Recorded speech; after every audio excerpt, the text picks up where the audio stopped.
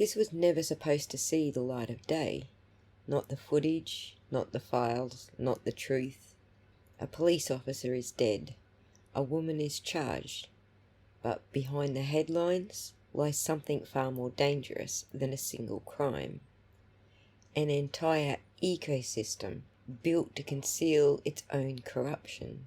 They destroyed phones, erased footage, gagged the defence, threatened journalists, silenced jurors, all to protect the few and damn the one woman who refused to back down. This isn't about an accident. This isn't about a bad prosecution. This is about the quiet machinery of power cranking away in the background, hidden beneath the surface. A network of prosecutors, police, judges and enablers who don't need to conspire aloud because they already know the script. It hums in courtroom chambers. It whispers through sealed affidavits. It clicks into place every time a judge denies a motion, every time a witness forgets, every time a hard drive goes missing. Once the lies are stacked too high and the evidence piled too deep, this story doesn't stay buried. And the more they try to rebury it, the more they're bringing attention to it. You can hear the low grind of favours owed, the rustle of secrets being papered over, the soft shuffle of courtroom chairs being filled with the wrong people, and the loud, deliberate silence when it's time to speak the truth. That's the sound of power preserving itself. The federal government has seen all the messages, heard all the whispers, read all the names, and now they watch. In silence, true, but for what reason? This is more than a case. It's a reckoning, and reckoning always comes. The Department of Justice spent just over $500,000 on only the ARCCA experts alone. David Yannetti told us, for the first time, that DOJ subpoenaed their files. This tells us they were investigating something else when they tripped over Officer John O'Keefe's death. So what were they investigating? We know when it comes to these types of investigations, the DOJ works very slowly. Yet, within days of Karen Read's trial ending in a mistrial, the DOJ swept in and arrested Matthew Farwell. How did Matthew Farwell come to their attention? As far as we know, Sandra Birchmore's family has been lobbying the federal government for quite some time about her death. About a year before that, the family of Justin Root started lobbying the federal government about his death. Both families are crying foul, and with good reason, it turns out. We know that Sandra Birchmore and Justin Root are linked to agencies or individuals within the same law enforcement and the same DA's office.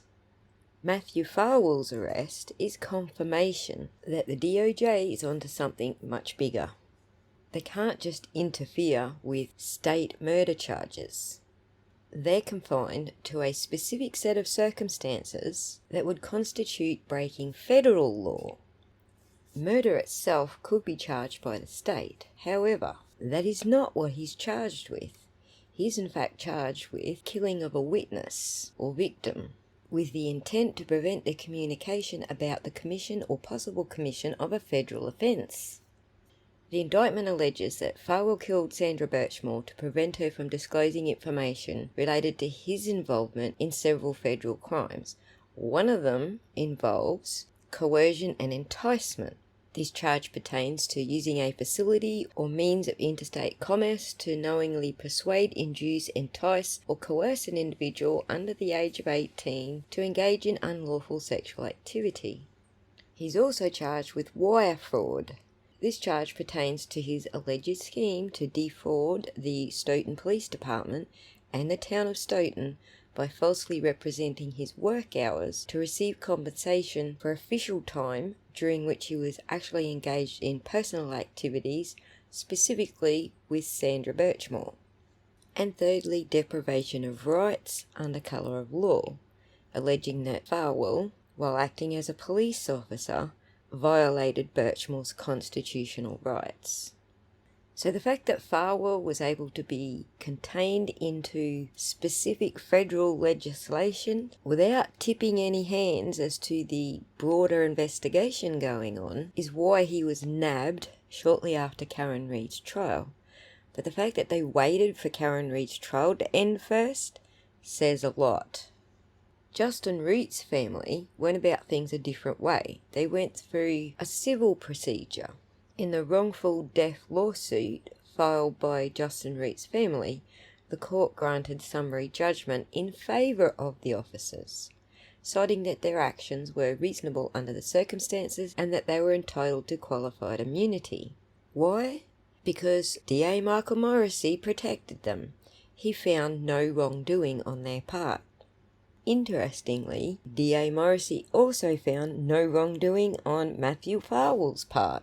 And now you have a very interesting connection between the two cases. What does Karen Read have in common with them? The same connection, DA Morrissey. And not just DA Morrissey on his own. Each of these deaths is linked to agencies or individuals within the same law enforcement, prosecutorial or judicial network tied to the Read case. The frequency, proximity, and uniform strategy of suppressing scrutiny and evidence, etc., suggests coordination consistent with racketeering behaviour, or RICO. So what's RICO and why would the feds get involved? RICO is a federal law designed to combat organised crime and corrupt enterprise behaviour. While originally used against the mafia, it has since been applied to public corruption cases involving patterns of coordinated criminal activity.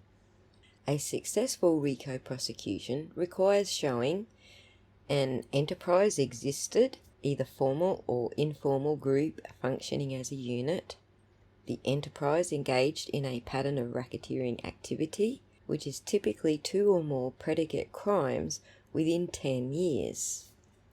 We already know that Sandra Birchmore's case is one of those crimes.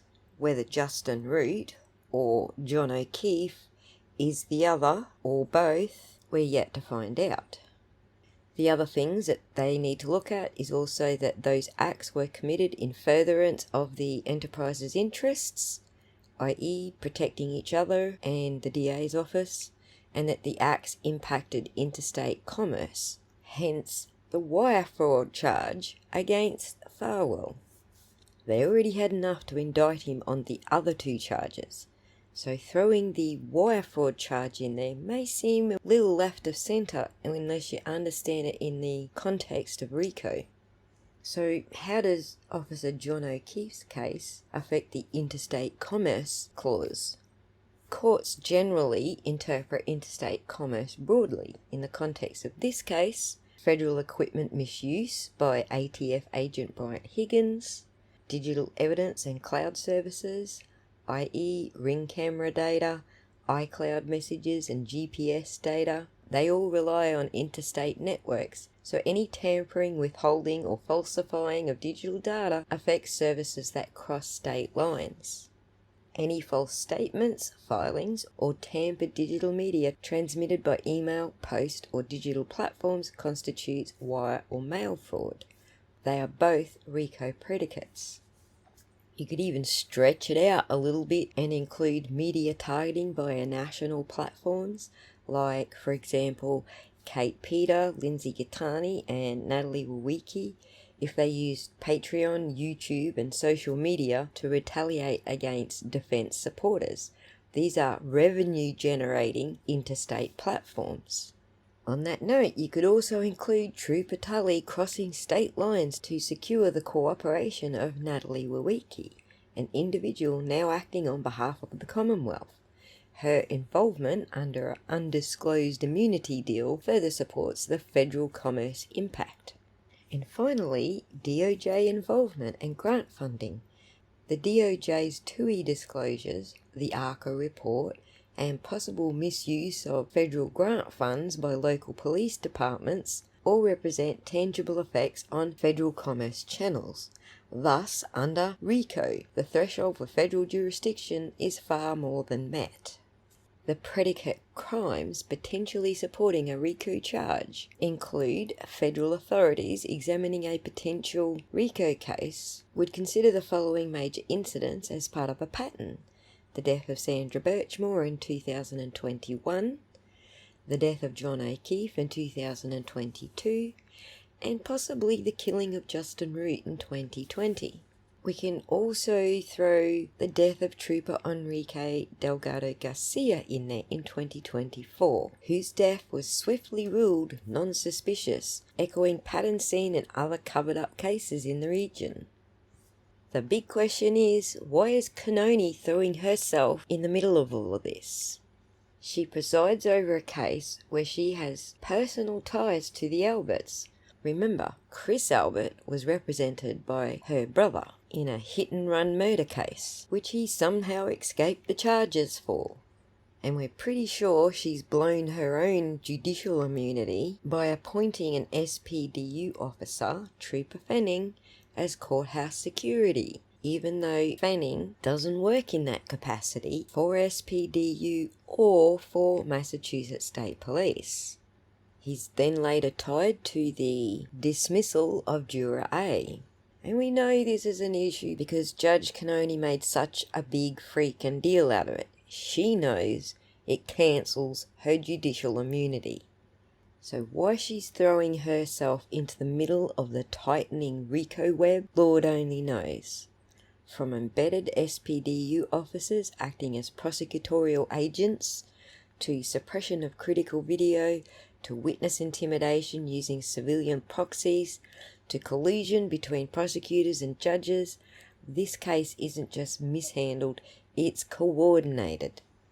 If, big if, but if the federal government is pursuing a RICO investigation, the following patterns would be central: obstruction of justice, retaliation against journalists and whistleblowers, use of public office to cover up a crime, witness tampering and coordinated testimony, judicial bias shielding conspirators from exposure. The DOJ's TUI disclosures alone provide strong indication that the federal authorities already know everything. The communications, the group texts, surveillance irregularities, and suppression tactics from a textbook example of racketeering behaviour by a state-sanctioned enterprise. This is far from a local corruption scandal. It's a systemic pattern of racketeering involving police, prosecutors, civilian actors, and possibly even judges. The Karen Reid case is not only a legal battle, it may well be a case study in modern RICO prosecution. It's no longer about what they covered up, it's about how far they're willing to go to keep it covered. In this case alone, we're looking at a massive tangle of digital, legal, and governmental actions that stretch across agencies, infrastructure, and state lines. That's why the feds are watching. This case has never been about one person, one single mistake, or one tragic night. It's about how the system's designed to ensure justice will weaponized to prevent it. When state actors, law enforcement, prosecutors, judges form an enterprise that silences dissent, destroys evidence, and manipulates public perception, the local system can no longer be trusted to self-correct. That's why federal jurisdiction matters. The federal government has the tools, independence, and jurisdictional reach to investigate multi-agency misconduct, subpoena across state lines, charge conspirators regardless of badge or bench, and protect witnesses, whistleblowers, and journalists from retaliation.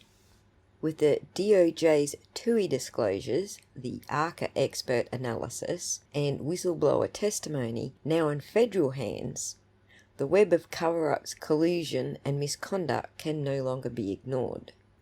I don't think this case is any longer about whether the feds will act. I think it's more about when. And when they do, the Karen Reid case will not just be a case about one woman's fight for justice, It will be the reckoning that finally holds the corrupt structure around her accountable. This is the moment federal jurisdiction was made for. When the reckoning comes, whether by appeal, habeas, or the federal government stepping in, it won't be because the defence shouted the loudest. It will be because they never stopped telling the truth. So for those who are worried about the appeals, they haven't appealed for every issue yet, not now, not yet. Because sometimes the best way to prove the system is broken is to let it break itself. This is what the DOJ is made for. And here's a little tip. If they're building a RICO case, Higgins isn't just a witness or suspect. He's the breach point between a state-level cover-up and federal accountability mechanism. He's the guy who crossed jurisdictional lines, literally and legally. He was the first one to crack and say that he saw a tall, dark-haired man enter the house. That's not flipping, that's protecting himself. But the proffer he made in court doesn't protect him from RICO. If he wasn't the primary perpetrator or aggressor, it'd be risky to admit John was inside. That admission establishes opportunity, places John in proximity to him, and implies Higgins knows more than he's saying. So why say it? Because it likely wasn't Higgins who struck the fatal blow, and he knows it. Everyone who is called to testify at the federal grand jury, they all know it's coming. The DOJ does not rush. It creeps on quiet shoes through sealed courtrooms and buried files. The DOJ does not shout, it listens, logs, and builds, brick by brick, lie by lie. RICO is not fast, it's deliberate, and when it moves, it does so with the full gravity of the law. Those who thought their badges, benches, and silence would shield them will come to learn justice delayed is not justice denied. Because when the reckoning arrives, it doesn't knock, it kicks in the door.